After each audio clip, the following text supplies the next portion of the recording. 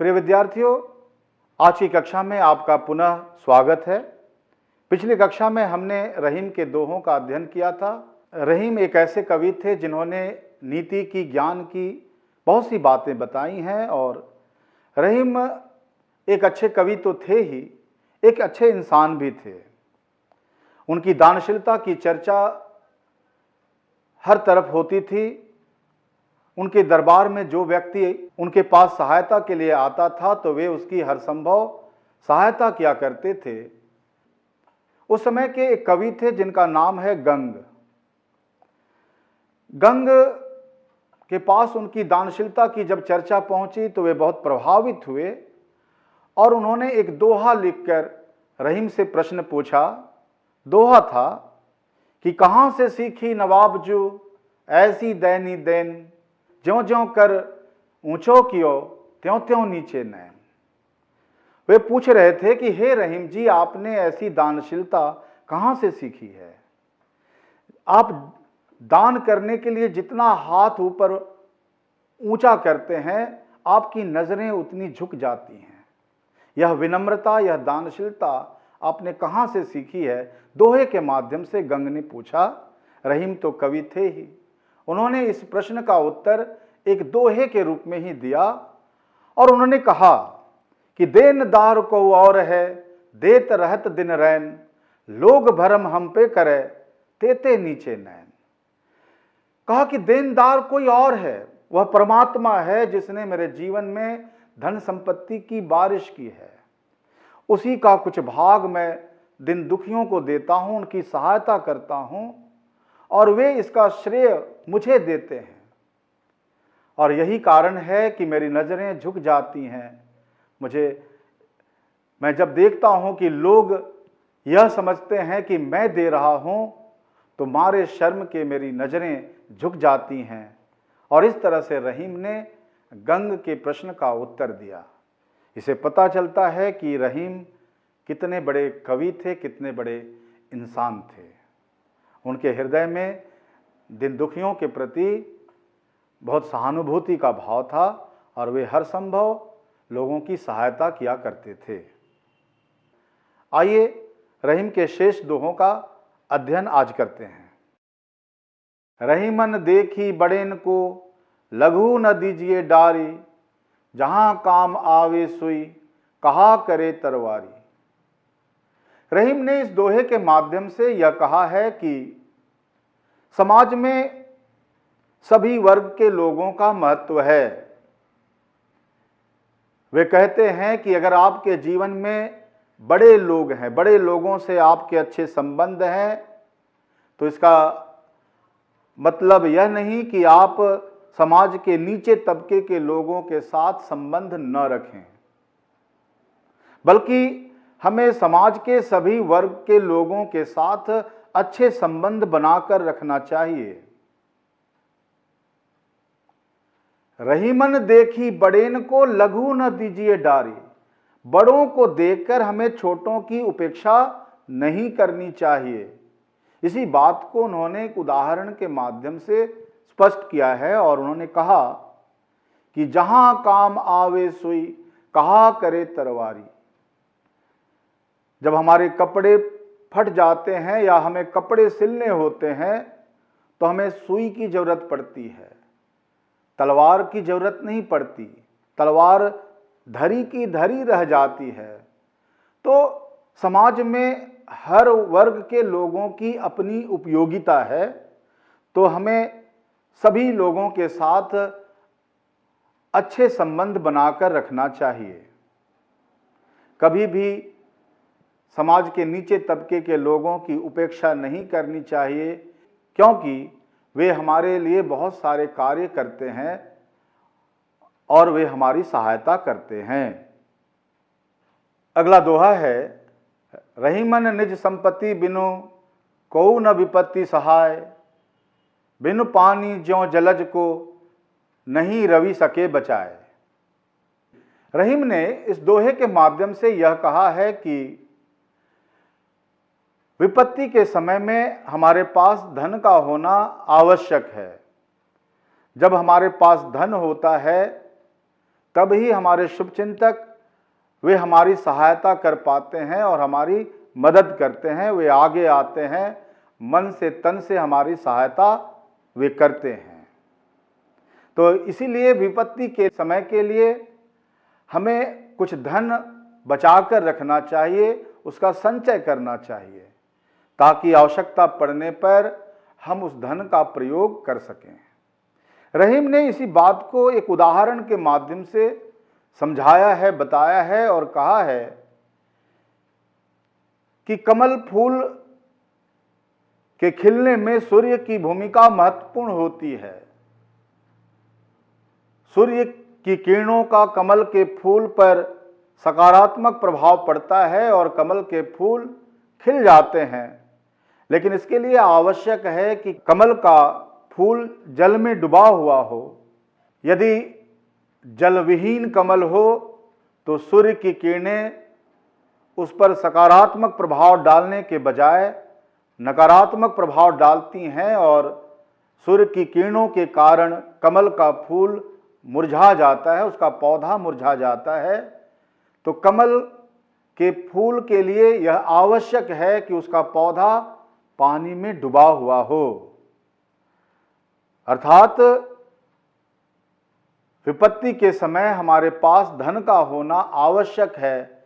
यदि धन हमारे पास होगा तब ही दूसरे लोग हमारी सहायता कर पाएंगे। इसीलिए हमें विपत्ति काल के लिए कुछ धन बचाकर रखना चाहिए, धन का संचय करना चाहिए। अगला दोहा है, जिस दोहे में रहीम ने कहा है, रहीमन पानी राखिए बिन पानी सब सून, पानी गए ना उबरे मोती मानुष चून।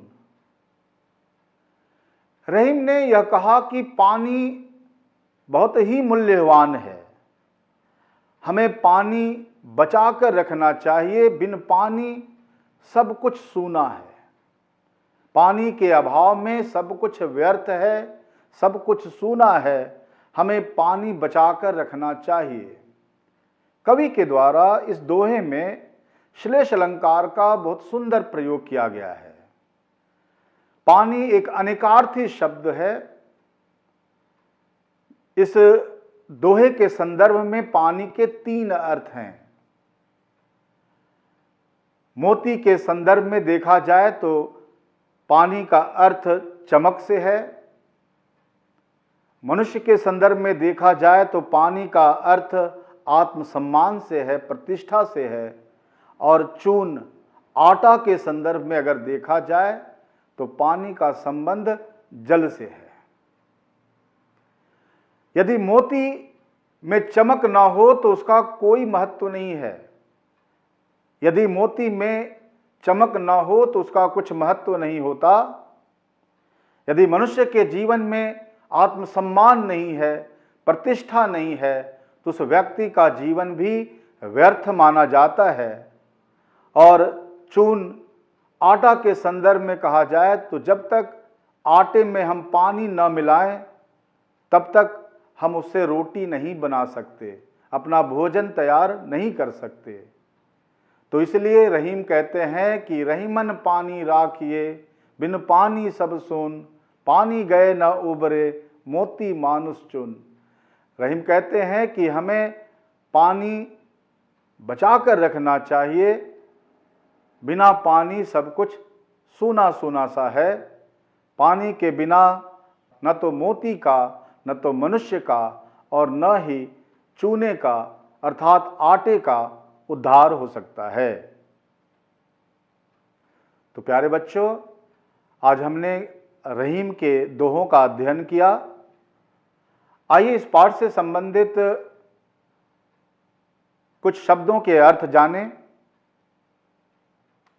आवे, आना, निज, स्वयं, अपना। विपत्ति, मुसीबत, संकट। पियासो, प्यासा। चित्रकूट, वनवास के समय श्री रामचंद्र जी सीता और लक्ष्मण के साथ कुछ समय तक चित्रकूट में रहे थे। चित्रकूट एक स्थान का नाम है और यह स्थान उत्तर प्रदेश में है। आइए इस पाठ से संबंधित प्रश्नों को देखें। प्रश्न संख्या ग, रहीम ने सागर की अपेक्षा पंक जल को धन्य क्यों कहा है? उत्तर, रहीम ने सागर की अपेक्षा पंक जल को धन्य इसलिए कहा है क्योंकि सागर का जल खारा होता है, वह किसी की प्यास नहीं बुझा सकता, जबकि पंक जल धन्य है जिसे पीकर छोटे छोटे जीवों की प्यास तृप्त हो जाती है। घ, एक को साधने से सब कैसे सध जाता है? उत्तर, एक परमात्मा को साधने से अन्य सारे कार्य अपने आप सफल हो जाते हैं। परमात्मा ही सबका मूल है। जिस प्रकार किसी वृक्ष की जड़ को सींचने से जल वृक्ष के प्रत्येक भाग तक पहुंच जाता है और वह फूलों तथा फलों से लद जाता है, उसी प्रकार परमात्मा की साधना करने से हमारे सारे मनोरथ पूरे हो जाते हैं। अगला प्रश्न है, जलहीन कमल की रक्षा सूर्य भी क्यों नहीं कर पाता? उत्तर, जलहीन कमल की रक्षा सूर्य इसलिए नहीं कर पाता क्योंकि जल से कमल की प्यास बुझती है, वह खिलता है और जीवन पाता है। जल के अभाव में सूर्य की किरणों का कमल पर प्रतिकूल प्रभाव पड़ता है और वह मुरझा जाता है। विपत्ति की घड़ी में अपनी संपत्ति के बिना हमारा सहायक कोई नहीं होता, इसलिए हमें विपत्ति काल के लिए कुछ संपत्ति बचाकर रखनी चाहिए। च, अवध नरेश को चित्रकूट क्यों जाना पड़ा? उत्तर, अवध नरेश अर्थात श्री राम को अपने माता पिता की आज्ञा का पालन करने के लिए 14 वर्षों का वनवास भोगना पड़ा था। उसी वनवास के दौरान उन्हें चित्रकूट जैसे रमणीय वन में रुकने का अवसर मिला था। 6, नट किस कला में सिद्ध होने के कारण ऊपर चढ़ जाता है? नट कलाबाजी में सिद्ध होने के कारण ऊपर चढ़ जाता है और अपनी कला दिखाकर लोगों को मंत्रमुग्ध कर लेता है। ज, मोती मानुष चून के संदर्भ में पानी के महत्व को स्पष्ट कीजिए। उत्तर, मोती के संदर्भ में पानी का अर्थ है चमक। रहीम का कहना है कि चमक के बिना मोती का कोई मूल्य नहीं होता। मानुष के संदर्भ में पानी का अर्थ है आत्मसम्मान। रहीम कहते हैं कि आत्मसम्मान के बिना मनुष्य का कोई मूल्य नहीं होता। चून के संदर्भ में पानी का अर्थ है जल। बिना पानी के आटे की रोटी नहीं बनाई जा सकती। दूसरे प्रश्न में कुछ पंक्तियों के भावार्थ करते हैं। निम्नलिखित का भाव स्पष्ट कीजिए। क, टूटे से फिर न मिले, मिले गांठ पर जाए। उत्तर, रहीम कहते हैं कि प्रेम ऐसे धागे के समान है जो टूटने पर फिर नहीं मिलता। यदि वह मिल भी जाए तो उसमें गांठ पड़ जाती है। आशय यह है कि प्रेम भाव नष्ट हो जाए तो दोबारा प्रयास करने पर भी संबंध मधुर नहीं हो पाते। ख, सुनी अच्छी लई हैं लोग सब, बांट न लई हैं कोई। उत्तर, रहीम कहते हैं कि मनुष्य को अपना दुख सबके सामने प्रकट नहीं करना चाहिए, बल्कि उन्हें अपने हृदय में छिपाकर रखना चाहिए। दूसरे लोग हमारे दुख को जानकर हमारी सहायता करने के बजाय हमारा मजाक उड़ाते हैं। ग, रहीमन मुलही सींचबो, फुले फले अघाय। उत्तर, रहीम कहते हैं कि यदि जड़ को ही सींचा जाए तो फल फूल अपने आप खिल उठते हैं। उसी भांति मनुष्य परमात्मा का ध्यान कर ले तो सारे सुख अपने आप प्राप्त हो जाते हैं। घ, दीरघ दोहा अर्थ के आखर थोरे आही। दोहा छंद आकार में छोटा होता है, परंतु उसका अर्थ बहुत गहरा और व्यापक होता है। ठीक वैसे ही जैसे नट कुंडली को समेटकर रस्सी पर चढ़ जाता है। नाद रिझी तन देत मृग नरधन हेत समेत। उत्तर, रहीम कहते हैं कि हिरण रिझने पर अपने प्राण तक दे देता है और मनुष्य प्रेम सहित धन का दान कर देता है। आशय यह है कि प्रसन्न मनोदशा में मनुष्य उदार हो जाता है। च, जहां काम आवे सुई कहा करे तरवारी। उत्तर, रहीम कहते हैं कि हर वस्तु का स्थान और महत्व अपनी जगह है। बड़ी वस्तु अपनी जगह काम आती है और छोटी वस्तु अपनी जगह। जहां सुई काम आती है वहां तलवार कुछ नहीं कर सकती। आशय यह है कि छोटी वस्तुओं का स्थान भी बड़ी वस्तुओं से कम नहीं है। इसी प्रकार छोटे लोगों का स्थान बड़े लोगों से किसी प्रकार भी कम नहीं है। 6, पानी गए न उबरे मोती मानुष चुन। उत्तर, कवि कहते हैं कि चमक के बिना मोती बेकार है, आत्मसम्मान के बिना मनुष्य का जीवन व्यर्थ है और बिना पानी के आटे का भी कोई महत्व नहीं है। आशय यह है कि बिना पानी के मोती मानुष और चून का कोई महत्व नहीं है। प्रश्न संख्या 3, निम्नलिखित भाव को पाठ में किन पंक्तियों द्वारा अभिव्यक्त किया गया है? क, जिस पर विपदा पड़ती है वही इस देश में आता है। उत्तर, जा पर विपदा पड़त है सो आवत यही देश। ख, कोई लाख कोशिश करे पर बिगड़ी बात फिर नहीं बन सकती। उत्तर, बिगड़ी बात बने नहीं लाख करो किन कोय। ग, पानी के बिना सब सूना है अतः पानी अवश्य रखना चाहिए। उत्तर, रहीमन पानी राखिए बिन पानी सब सून। प्रश्न संख्या 4, उदाहरण के आधार पर पाठ में आए निम्नलिखित शब्दों के प्रचलित रूप लिखिए। पहला, ज्यों, जिसका अर्थ होता है जैसे। कछु, कुछ। नहीं, नहीं।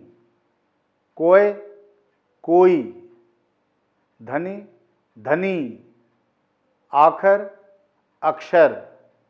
जिय, जी। थोड़े, थोड़े। होए, होना। माखन, मक्खन। तरवारी, तलवार। सिंचिबो, सिंचाई करना। मूलही, मूल, जड़। पियत, पीना।